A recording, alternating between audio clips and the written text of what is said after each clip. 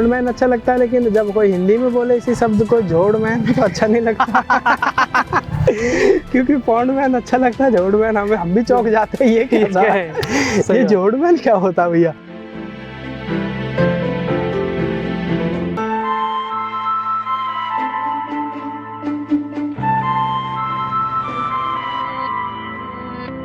प्रधानमंत्री श्री मोदी जी की सरकार आई है, तब से इस विषय पर चाहे वो एडमिनिस्ट्रेशन हो, चाहे वो सरकार हो, चाहे यहाँ के जनप्रतिनिधि हो, सबका ध्यान आकर्षित हुआ है सर।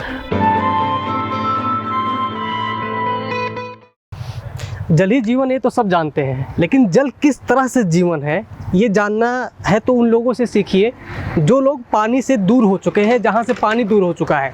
प्रधानमंत्री मोदी ने हाल ही में जब जल दिवस मनाया गया था उस दिन कहा था कि जो बरसात का पानी होता है उसको बर्बाद होने से बचाएं, मतलब उस पानी को इकट्ठा किया जाए तालाबों में, वो पानी ऐसे ही बहने न पाए। ऐसे ही तालाबों को संरक्षित करने के लिए या संरक्षित करने के लिए जाने जाते हैं रामवीर जी।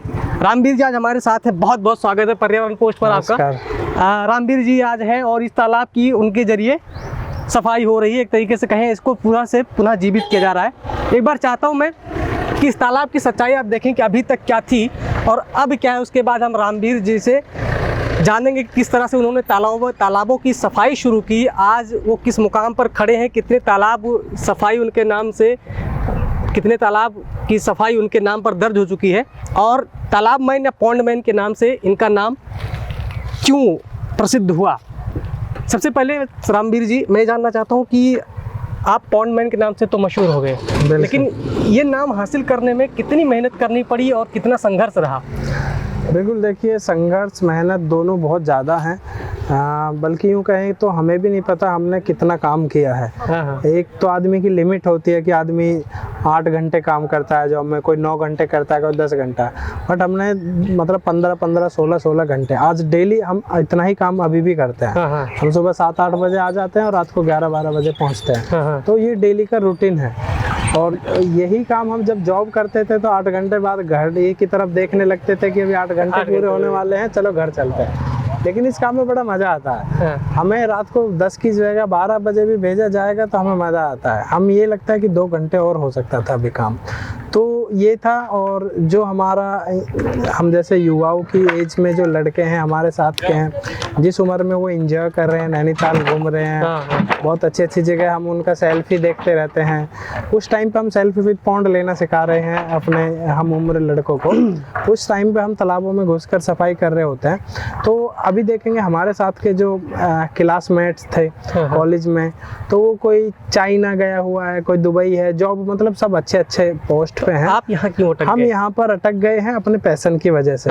क्योंकि हम वो यात्रा करके आ चुके हैं ऑलरेडी, और हमको लगा कि हमारा मजा, हमारे जीवन का आनंद सिर्फ इसी काम में है, तो हम यहीं पे अटक के नहीं रह गए, हम यहाँ पे एंजॉय कर रहे हैं। यही नतीजा है कि आज आप पॉन्ड मैन के नाम से बिल्कुल। तो कैसा लगता है आपको कोई रामवीर जी ना कह के आपको कहे पॉन्ड मैन है?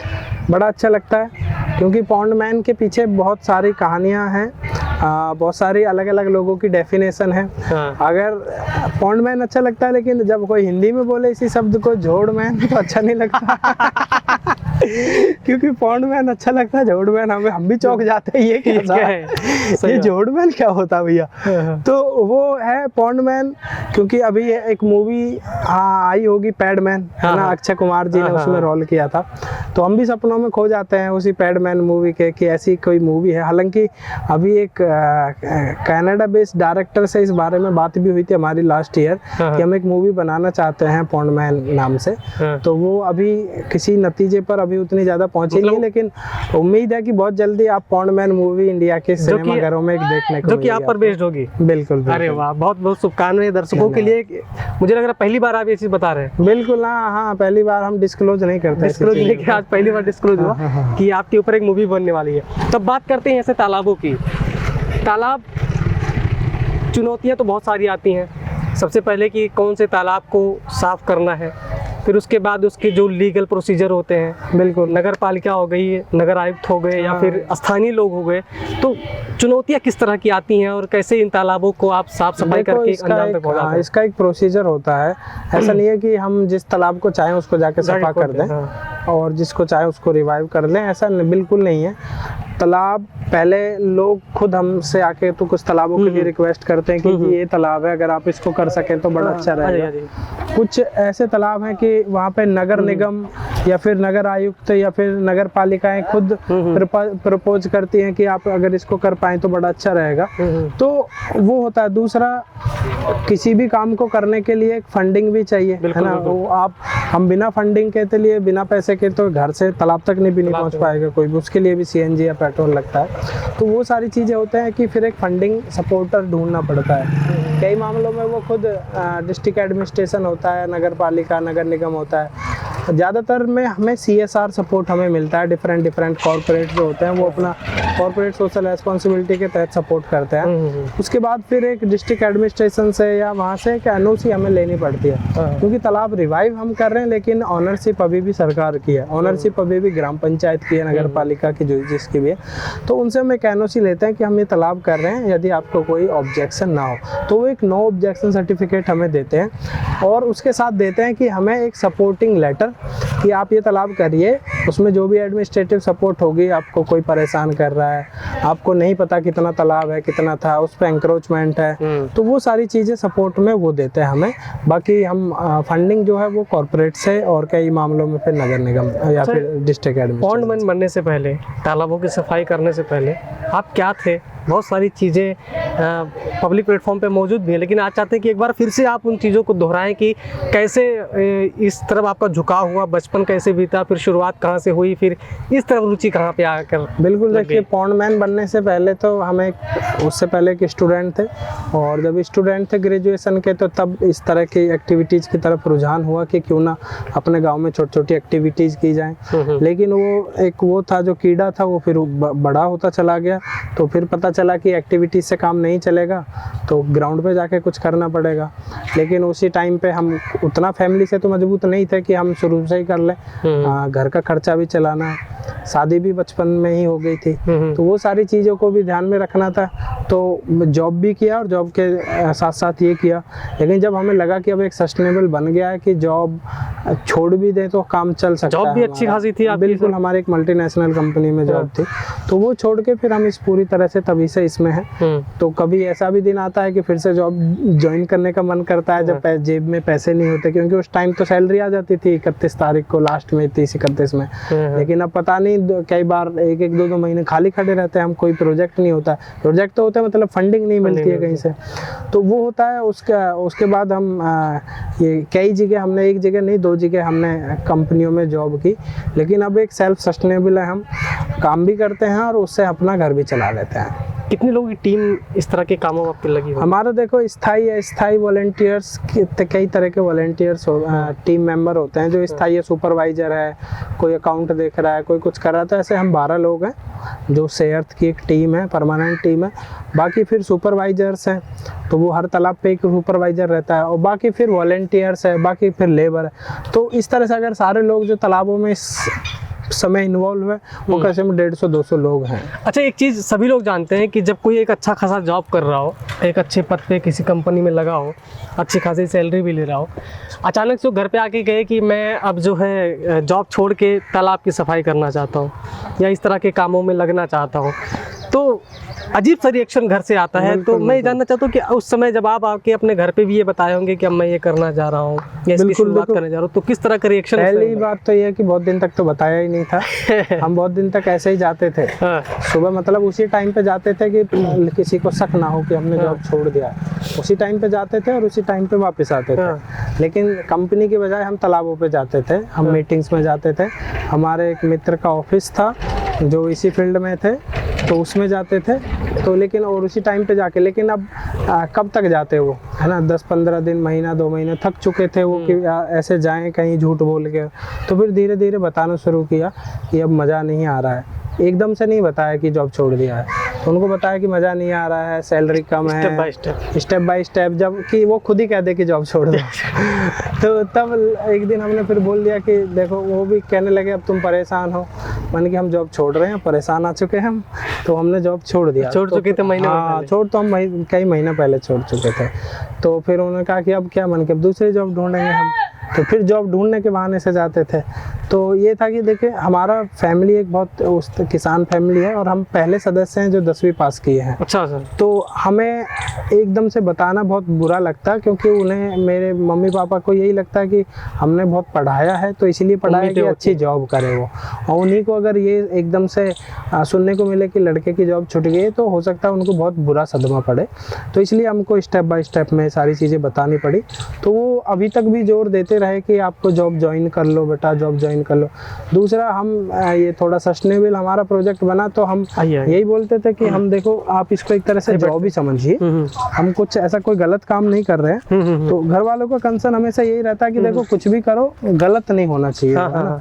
तो गलत ना हो तो अच्छा है, हालांकि तो ये है। दूसरा, उनको ये रहता है कि भाई समाज में तो यही रहता है कि पढ़े लिखे लोग जॉब करते हैं, बिल्कुल ना।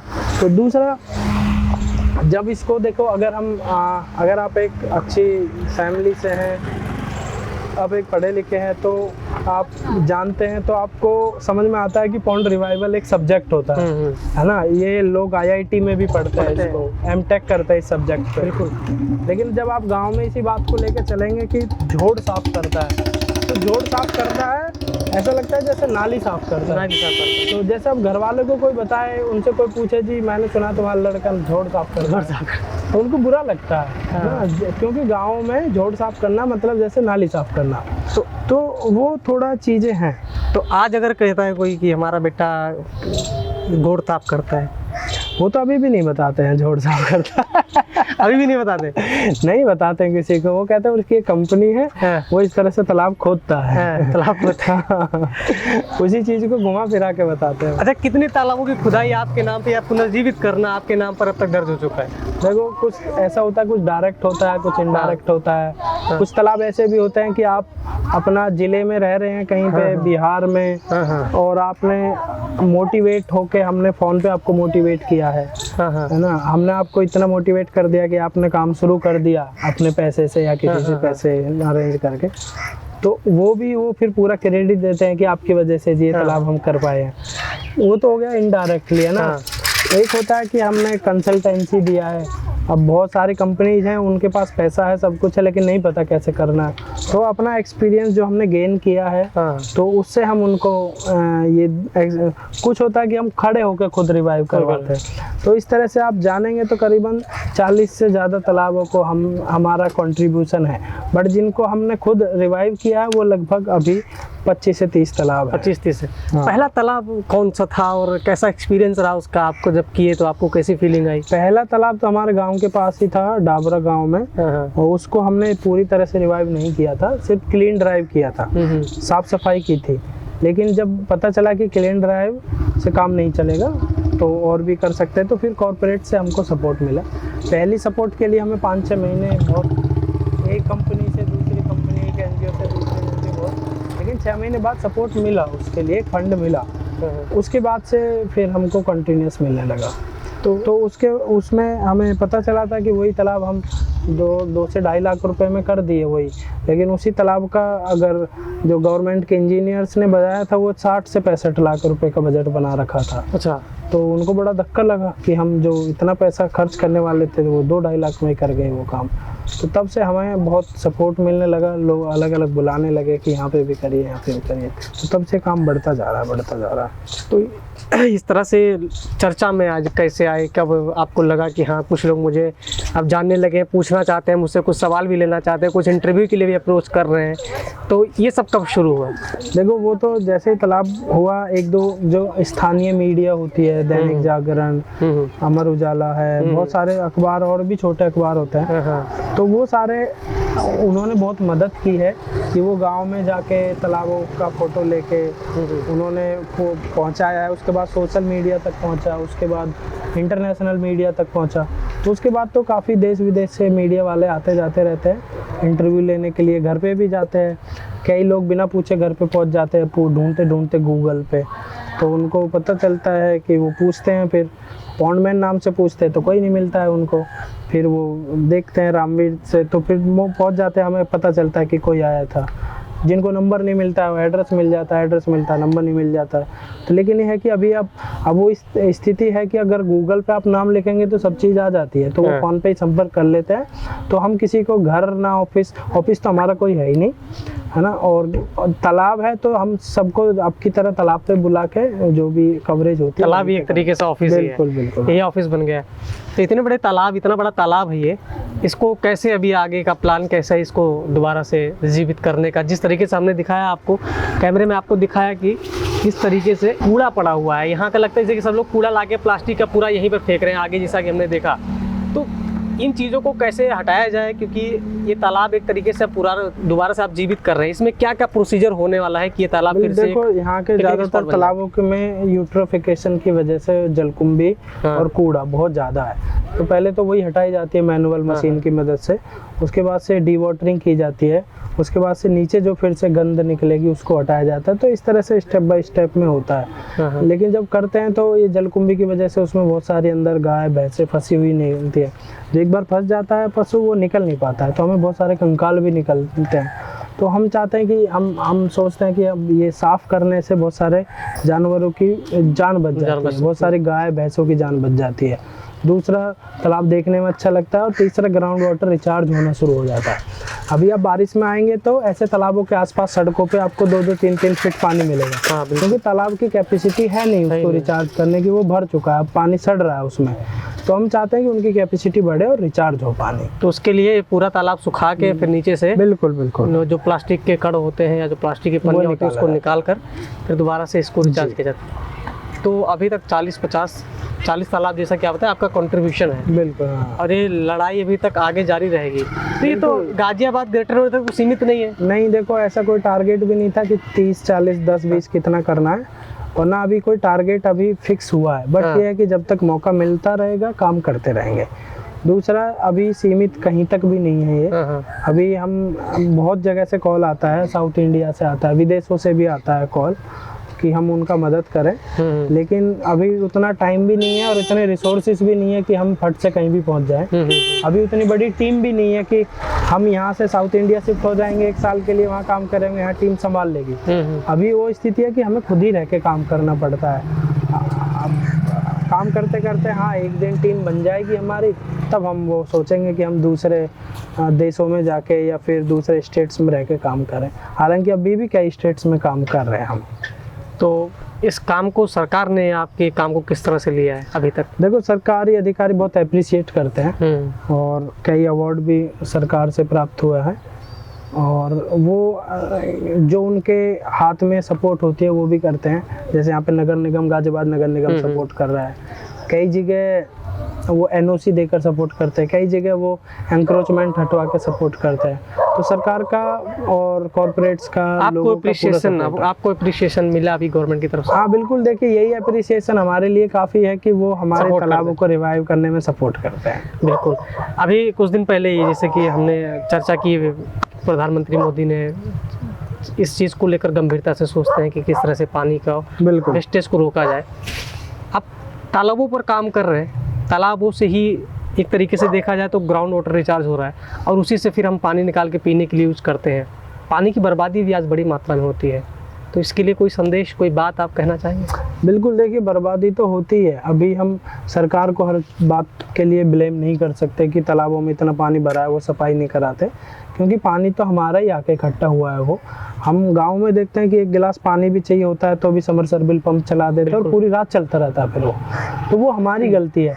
हमें सरकार को ब्लेम करना चाहिए कुछ चीज़ों के लिए जहाँ उसकी कमी है, लेकिन जहाँ पे गलती भी हमारी है और ब्लेम हम किसी और को करें, तो वो प्रधानमंत्री मोदी जी की भी वही अपील थी कि हम अपनी आदतों में सुधार करें, पानी की बर्बादी के प्रति उसको सदुपयोग करना सीखें, और जितना कम से कम हो पानी बर्बाद करते हुए अपने जो नेचुरल रिसोर्सेज है, तालाब, झील, वेटलैंड, इनकी रक्षा करें और इनको रिवाइव करके एक एक्वेटिक लाइफ को रहने के लिए एक मौका दें, एक वहाँ पे एक उनको मौका दें और एक माहौल दें। माहौल के रखें।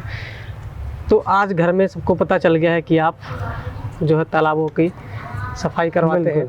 तो ये पॉन्ड मैन उनको नहीं पता है कि वो अभी भी रामवीर ही जानते हैं? नहीं, वो देखो हमारा अभी हमने बताया कि हमारा फैमिली उतना ज़्यादा वो एजुकेटेड नहीं है कि वो पॉन्ड मैन जैसे शब्दों को सुने या समझे। हाँ, लेकिन हमारी बेटी है तो उसको अभी भी, उनको अभी जैसे क्लास में उसका पूछता है कि वो आपके पापा क्या करते हैं, तो वो सीधा बोलती है कि my father is a pond man. तो उसका टीचर का फ़ोन आया मेरे पास कि हमको नहीं समझ में आता जब आपकी बेटी बोलती है कि my father is a pond man, हमने एक नई ऑक्यूपेशन ऐसा देखा है।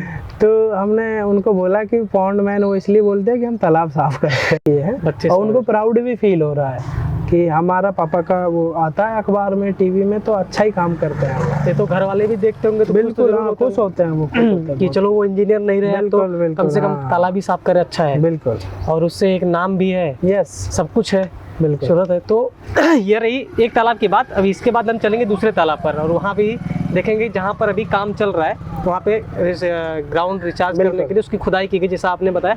फिर चल के वहाँ पर देखते हैं रामवीर जी अगले तालाब पर।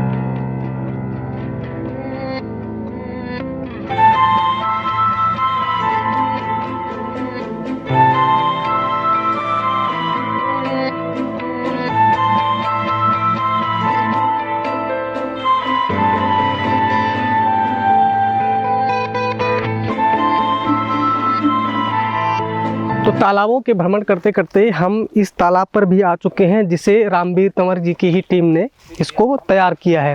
रामवीर तंवर जी हमारे साथ यहाँ भी मौजूद हैं और इनसे जानेंगे कि इस तालाब की खासियत क्या है, इसको किस तरह से डेवलप किया गया है।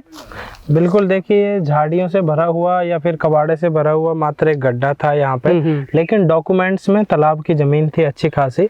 तो नगर निगम की मदद से और हमारी पूरी टीम की मदद से इसको पूरा एक तालाब का शेप दिया गया है, लेकिन अभी एक ड्राई तालाब है।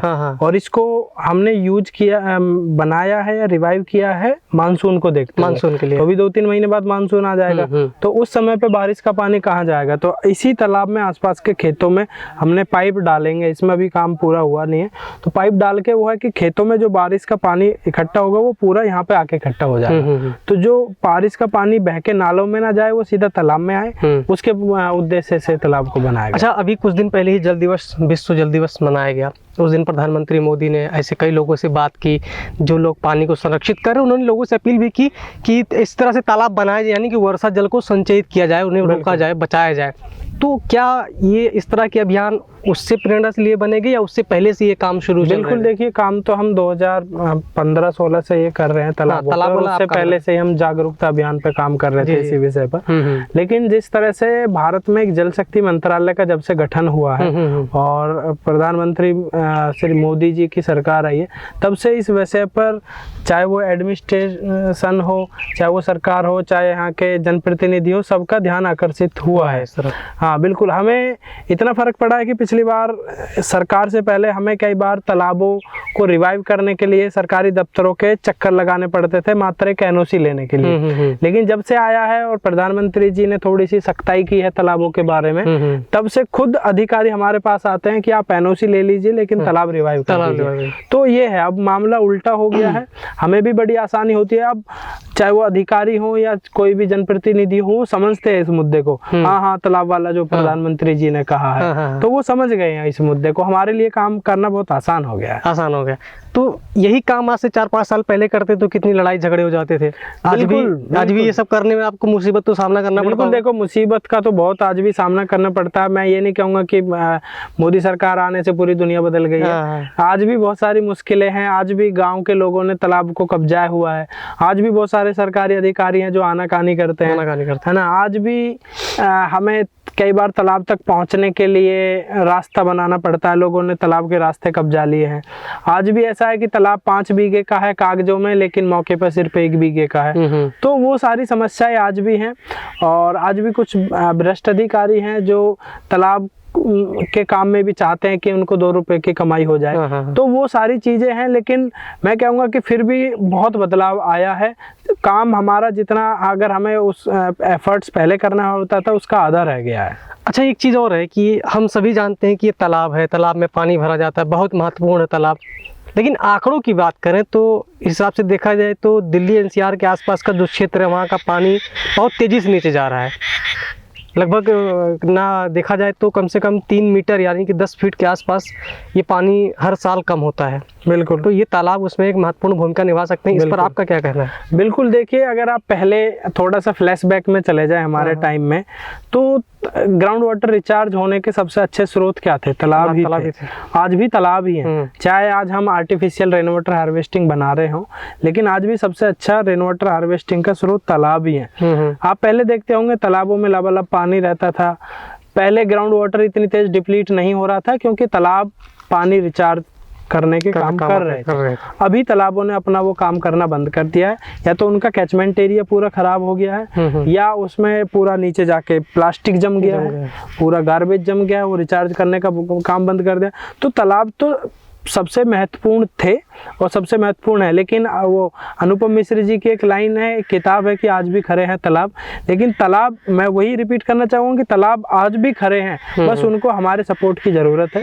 उनको साफ सफाई की ज़रूरत है और रेगुलर क्लीन अप की ज़रूरत है। क्लीन अप की ज़रूरत है, सफाई की ज़रूरत है। तालाब आने वाले समय में ग्राउंड रिचार्ज का सबसे बड़ा जरिया माने जाते हैं, और हमने देखा रामवीर जी के साथ में घूम के इस गाजियाबाद के कई तालाबों को कि किस तरीके से यहाँ पर बारिश से पहले ही तालाब को पुनर्जीवित करने के यानी उनकी सफाई का काम यहाँ पर शुरू किया गया है। कई जगहों पर शुरू किया गया है। लगभग आपने बताया जैसा कि 30 तालाब ऐसे होंगे लगभग जिनको इस बार मानसून के लिए तैयार किया जा चुका है। बारिश आएगी उसमें पानी भरेगा। तो इस तरीके से हमारी ये ग्राउंड रिपोर्ट आप देख रहे थे कि कहाँ कहाँ पे जो तालाब है उनको पुनर्जीवित करने की कोशिश जारी है। प्रधानमंत्री मोदी ने भी अपील की है ताकि पानी को, जो पानी का ग्राउंड लेवल है उसको नीचे जाने से रोका जा सके, एक मेंटेन किया जा सके। मैं हूं अविनाश, पर्यावरण पोस्ट के लिए कैमरामैन सुभाष खोकर के साथ। सब्सक्राइब करें पर्यावरण पोस्ट।